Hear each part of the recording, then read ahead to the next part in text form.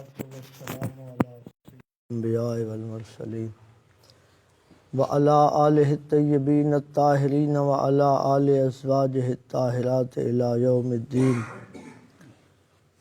اما بعد فاعوذ باللہ من الشیطان الرجیم بسم اللہ الرحمن الرحیم والذی جاء بالصدق وصدق بہ اولئک هم المتقون صدق اللہ مولانا العظیم ان اللہ و ملائکتہ یصلون علی النبی یا ایہا الذین آمنوا صلوا علیہ وسلموا تسلیما الصلاة والسلام عليك يا سيدي يا رسول الله وعلى آلك وصحبك يا حبيب الله الصلاة والسلام علیک یا رسول اللہ وعلی آلک وصحبک یا حبیب اللہ مولایا صلی وسلم دائما ابدا علی حبیبک خیر الخلق کلہم یا رسول اللہ انظر حالنا یا حبیب اللہ اسمع قالنا اننی فی بحر غم مغرق خذ جدی بسہل لنا اشکالنا۔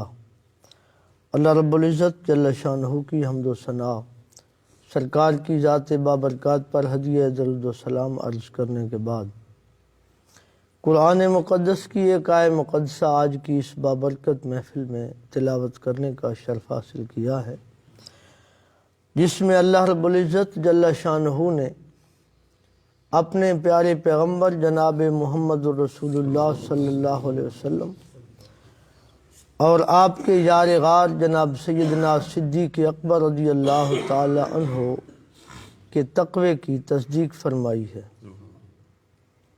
قربان جاؤں ان ہستیوں کی شان اور ان کے تقوی پر کہ جن کے تقوی کو صرف اہل زمین نہیں، اہل آسمان نہیں، بلکہ خود مالک الملک بھی ان کے تقوی کی یعنی دنیا میں کچھ بھی ہوتا رہے قرآن کے ساتھ کچھ بھی نہیں ہو سکتا۔ تو جن کے تقوی کا تذکرہ اللہ رب العزت فرمائے ان کے تقوی پر کوئی حرف آ سکتا ہی نہیں۔ حاضرین محترم، یہ چونکہ سیدنا صدیق اکبر رضی اللہ تعالی عنہ کے وصال با کمال کا مہینہ ہے، 22 تاریخ کو آپ کا وصال با کمال ہے، اس حوالے سے میں نے آپ کے ذکر پاک سے حصول برکت کے لیے قرآن عظیم کا جو حصہ تلاوت کیا ہے، اس کی تفسیر کرتے ہوئے علی المرتضیٰ شیر خدا رضی اللہ تعالی عنہ فرماتے ہیں کہ جاء بالصدق سے مراد جناب رسول اللہ صلی اللہ علیہ وسلم کی ذات بابرکات ہے، اور وصدق بہ سے مراد جناب سیدنا صدیق اکبر رضی اللہ تعالی عنہ کی ذات۔ قرآن عظیم نے ان دونوں ذاتوں کے تقوی کو بیان کیا ہے، اور قرآن عظیم ایک مقام پر اعلان فرماتا ہے ان اکرمکم عند اللہ، اللہ رب العزت کے نزدیک تم میں سے عزت والا وہ ہے کہ جس میں جتنا زیادہ تقوی ہو۔ اللہ رب العزت کی بارگاہ عالیہ میں مقام اور عزت اور عظمت وہ مال و دولت سے نہیں ہے، وہ سلطنت صدارت اور وزارت سے نہیں ہے، کوٹھی بنگلوں سے نہیں ہے، اس کا معیار تقوی ہے۔ اگر جتنا زیادہ تقوی ہوگا بندہ اتنا ہی زیادہ اپنے رب کے نزدیک محبوب اور مقرب ہوگا۔ حاضرین محترم، عرفاء نے تقوی پر گفتگو کرتے ہوئے فرمایا کہ تقوی کس کو کہتے ہیں؟ فرمایا تقوی یہ ہے کہ بندہ عبادت کرنے کے بعد اللہ رب العزت سے ڈرے۔ کیوں ڈرے؟ بندے کا کام ہے عمل کرنا، اس کو قبول کرنا، یہ اللہ رب العزت جل شانہ کی مرضی پر موقوف ہے۔ اس کی شان ہے اللہ الصمد، جو چاہے کرے، اس کو کوئی پوچھ نہیں سکتا۔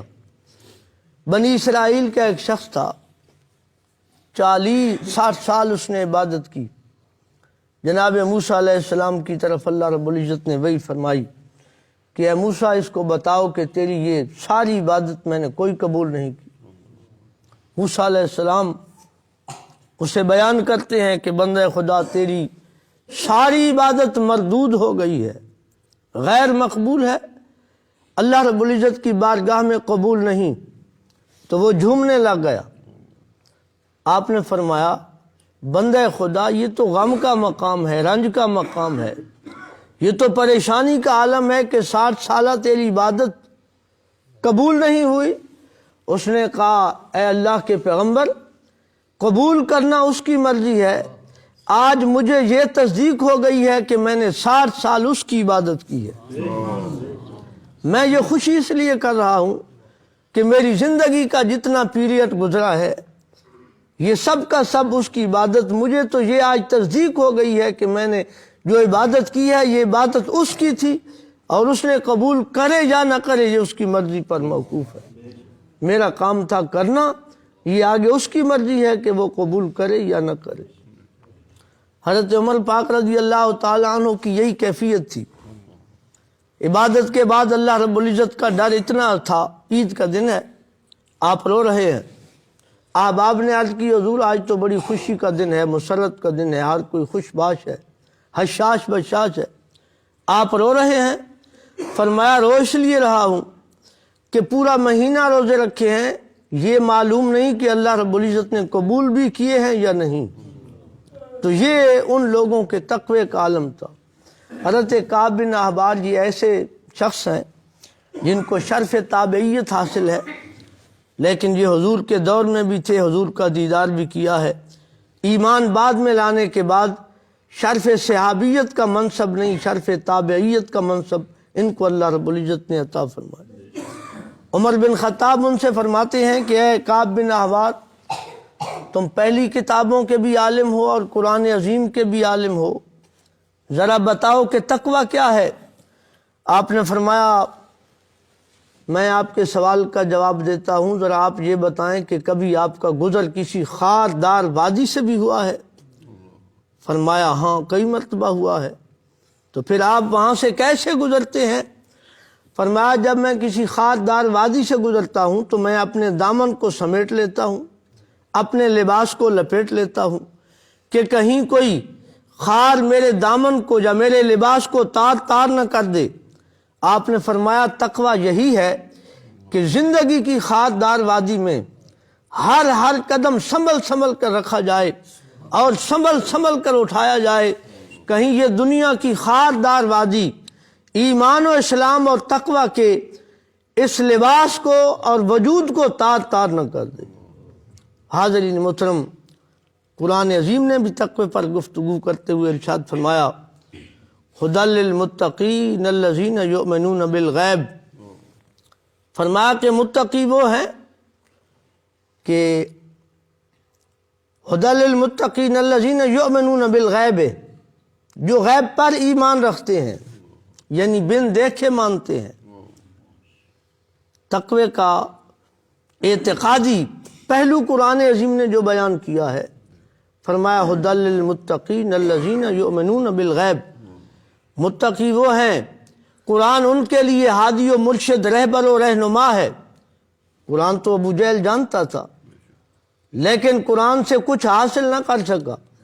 صدیق اکبر رضی اللہ تعالی عنہ قرآن جانتے تھے لیکن ان کے دل میں محبت سرکار اور ادب سرکار تھا، سب کچھ قرآن نے انہیں عطا فرمایا۔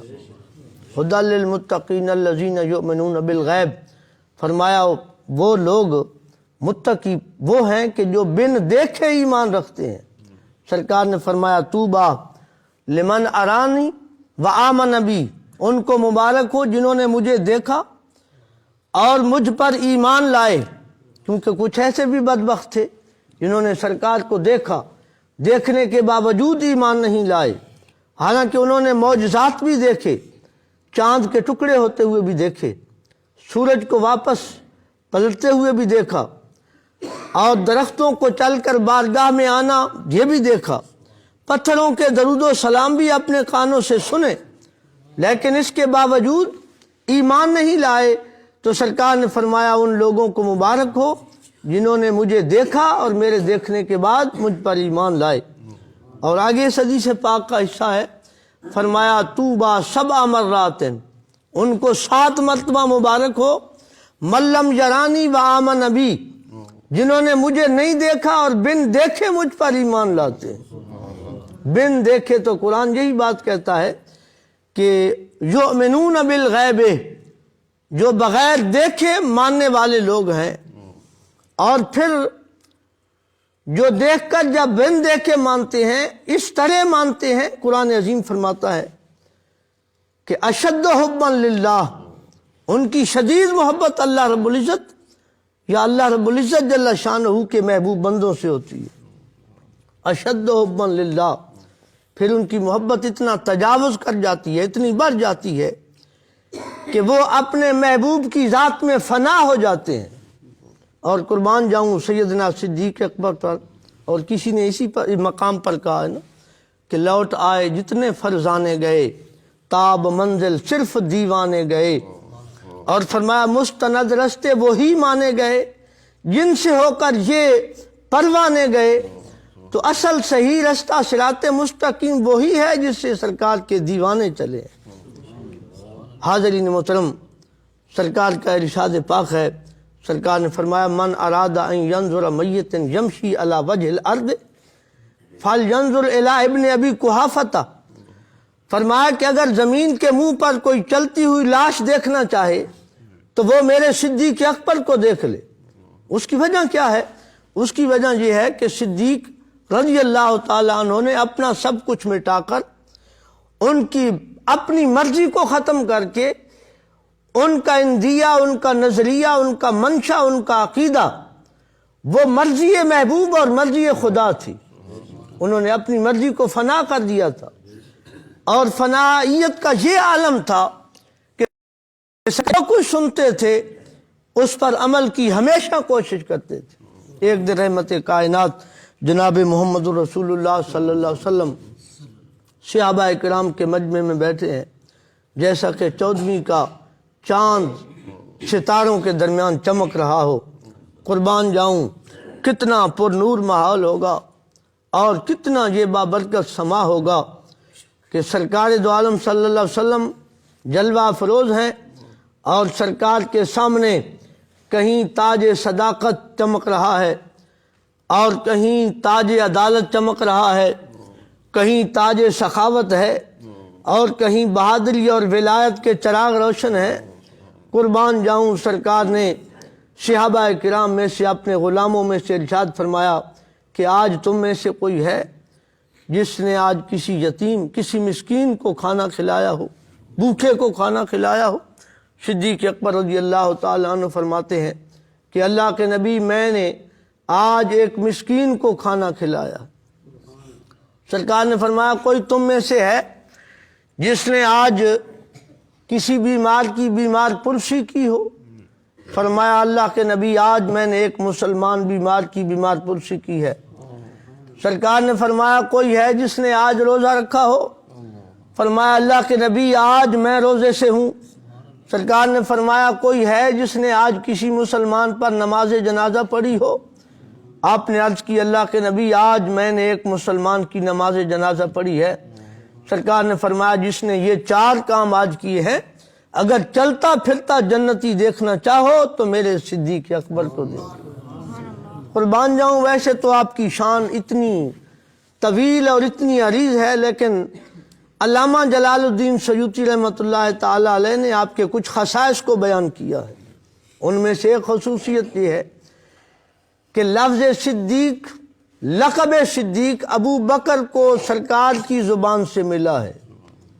صحابہ کرام میں سے کسی کو بھی یہ لقب زبان مصطفیٰ سے نہیں ملا، اور علی المرتضیٰ فرماتے تھے کہ یہ لقب آسمانوں سے اللہ رب العزت نے ابو بکر کے لیے بھیجا ہے۔ ایک خصوصیت یہ ہے، اور دوسری یہ ہے کہ قرآن عظیم نے بیان فرمایا ثانی اثنین اذ ہما فی الغار، غار میں حضور کا ساتھ جناب صدیق اکبر ہیں، تو فرمایا کہ یہ قرآن کا تغمہ فقط ذات ابو بکر کے لیے ہے، کہ قرآن کہتا ہے ثانی اثنین اذ ہما فی الغار، کہ غار میں 2 تھے، ایک اللہ رب العزت کے محبوب اور ایک اللہ رب العزت کے محبوب کے محبوب۔ اور ایک خصوصیت آپ بیان فرماتے ہیں کہ 9 ہجری کو سرکار دو عالم صلی اللہ علیہ وسلم نے خود جناب سیدنا صدیق اکبر کو امیر حج بنا کے صحابہ کرام کا امیر بنا کے بھیجا کہ جاؤ صحابہ کو ادائیگی حج تم ان کے لیے امامت کراؤ، اقتداء کرو، مقتدا بنو۔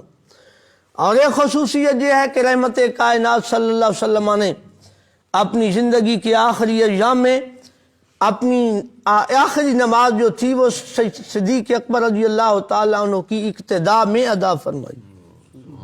یہ ذات صدیق اکبر ہے کہ جن کو سرکار نے خود امام بنا کر ان کی امامت میں خود نماز ادا فرمائی۔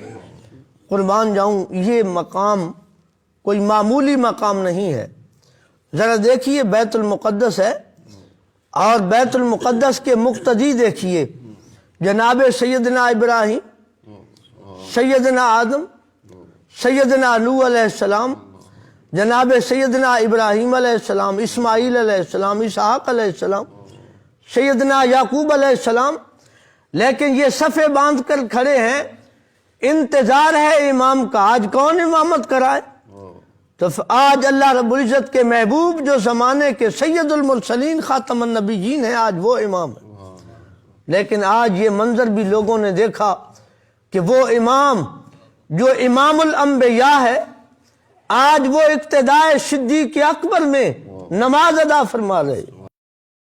خصوصیتیں اور بھی ہیں، ان دو میں سے ایک یہ ہے کہ جو 1,24,000 صحابہ کرام میں سے کسی اور کو حاصل نہیں، ان میں سے ایک یہ ہے کہ جناب سیدنا صدیق اکبر رضی اللہ تعالیٰ عنہ کی 4 پشتوں کو شرف صحابیت حاصل۔ آپ کے والد نبی پاک صلی اللہ علیہ وسلم کے صحابی ہیں، اور آپ خود جناب سرکار دو عالم صلی اللہ علیہ وسلم کے صحابی ہیں۔ آپ کے بیٹے عبد الرحمن سرکار دو عالم صلی اللہ علیہ وسلم کے صحابی ہیں۔ آپ کے پوتے جناب حضرت عتیق سرکار دو عالم صلی اللہ علیہ وسلم کے صحابی ہیں۔ اور ایک خصوصیت یہ ہے کہ سرکار نے فرمایا، ما صب اللہ فی صدری الا فقد سببت فی صدر ابا بکر، میرے رب نے میرے سینے میں جو رکھا ہے، میں نے وہ جناب صدیق اکبر کے سینے میں رکھ دیا۔ سرکار کے سینے میں کیا ہے؟ سرکار کے سینے کو دیکھنا ہو تو پھر قرآن کو دیکھو۔ الم نشرح لک صدرک، محبوب ہم نے آپ کے سینے کو کھول دیا ہے۔ اب اس سینے میں ہے کیا؟ اس کو عطا کیا ہوا ہے؟ اس کو ملا کیا ہے؟ فرمایا انا اعطیناک الکوثر، ہم نے اپنے محبوب کو کوثر عطا کیا ہے۔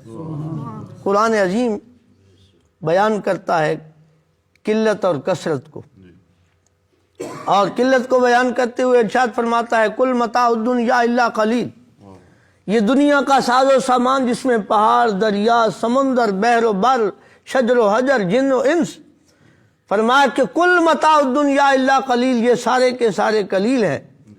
اب یہ قرآن عظیم کا قلیل ہے، انسانی ایجادات اس کا احاطہ کر سکتی ہیں؟ نہیں کر سکتی۔ تو یہ ہے قرآن عظیم کا قلیل۔ اس قلیل کے بعد ہوتا ہے کثیر۔ قلیل کا متضاد کثیر ہے، اور کثیر سے اوپر درجہ ہے اکثر کا، اور اکثر سے اوپر درجہ ہے کوثر کا۔ فرمایا انا اعطیناک الکوثر، محبوب ہم نے تجھے کوثر عطا کیا ہے۔ قربان جاؤں، مجدد دین و ملت الشاہ احمد رضا خان فاضل بریلوی رحمۃ اللہ تعالی علیہ، امام عشق و محبت، آپ فرماتے ہیں کہ کوثر کا معنی ہے خیر کثیر۔ خیر کثیر کا معنی ہے کہ ہر اچھائی اللہ رب العزت نے اپنے محبوب صلی اللہ علیہ وسلم کو عطا فرمائی۔ حاضرین محترم، اس ماہ مقدس کی 22 تاریخ کو جناب سیدنا صدیق اکبر رضی اللہ تعالی عنہ کا وصال ہے، اور ایک خصوصیت اور بھی ہے صدیق اکبر رضی اللہ تعالی عنہ کی، ہر معاملے میں آپ آگے ہیں، لیکن آپ کے مقام کی رفعت کی جو مین اور بین وجہ ہے وہ یہ ہے محبت سرکار کی۔ آپ محبت سرکار میں فنا ہے۔ اور صحابہ ویسے تو سارے سرکار دو عالم صلی اللہ علیہ وسلم کے محب ہیں، نبی پاک صلی اللہ علیہ وسلم تمام صحابہ کے محبوب ہیں، اس لیے تو صحابہ سے جب پوچھا جاتا کہ بتاؤ سرکار کیسے ہیں، تو فرماتے کہ استنارا وجہہ کانہ قطعۃ قمر، کہ ہمارے محبوب کا چہرہ سبحان اللہ جیسا کہ چاند کا ٹکڑا ہو۔ جیسے کہ چاند کا ٹکڑا ہو. حالانکہ یہ بھی تو ہو سکتا تھا کہ جیسے چاند خوبصورت ہے ہمارے محبوب ایسے ہی خوبصورت. یہ بھی ہو سکتا تھا کہ نہیں؟ یہ بھی ہو سکتا تھا. لیکن قطعۃ قمر کہنے کی وجہ شارحین نے بیان فرمائی ہے، علماء نے بیان فرمائی ہے کہ یہ ہے کہ چاند کو اگر دیکھو تو پورے چاند کا چہرہ پورا صاف نہیں ہے. اس لیے ان کے عشق نے یہ گوارا نہیں کیا کہ چاند کا وہ حصہ بھی وہاں آئے جس کے چہرے پہ چھائیاں ہیں.